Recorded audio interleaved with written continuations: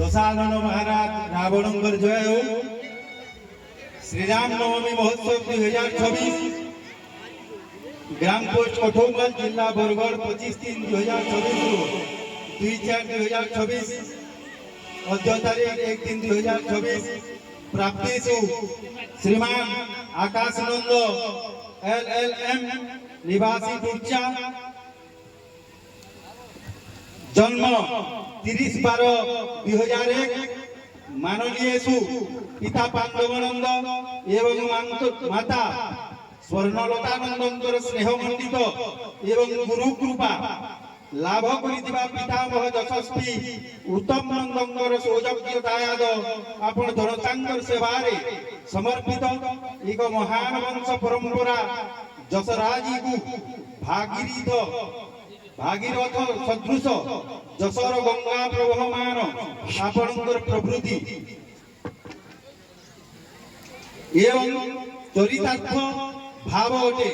जड़े उदीयमान युव आईनजीवी भाव ओडिशा उच्च न्यायालय कटक रे पदार्पण करी एही माटी कटौमाल को आपण धन्य करी दैछंती। बैंकिंग क्षेत्र रे आपणक आर्थिक एवं साइबर क्राइम उपरे उच्चतर गवेषणा करी जनसमाज को अनन्य उपहार प्रदान करिसंती। अंतर्जातीय आईन जर्नालिस्ट आपणकर सर्वमान्य प्रबंध जस्टिस लॉ एवं मोरालिटी अनेक आईन विशारदन को समर्पित करिअछि। आपणकर पुस्तक भारतीय नागरिक भावे आपणकर न्यायिक अधिकार एक अनबद्ध कृति एवं आपणकर प्रतिभार परिचय प्रदान करिथाए।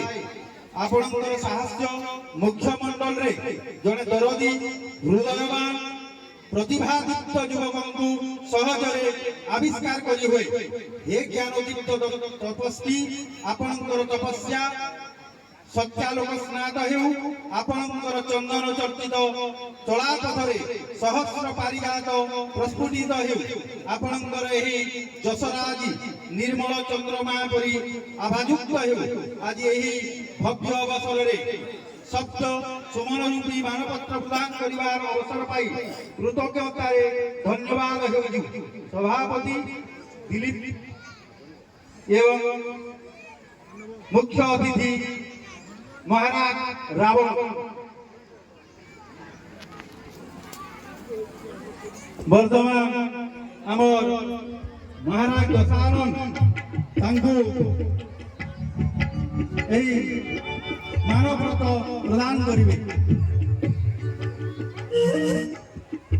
महाराज अन्य महाराज आउ आज खुशीर मुहूर्त आपण को गोटे छोटिया निवेदन करने चाहूँ महाराज। आज यही खुशीर मुहूर्त आम गण उपस्थित अच्छे मोर पूज्य बड़बापा राजेन्द्र नंद यही खुशीर मुहूर्त सामिल करने अनुरोध कर दयाक मंच को रखु से आमर खुशीर मुहूर्त सामिल हे आमको धन्यवाद कर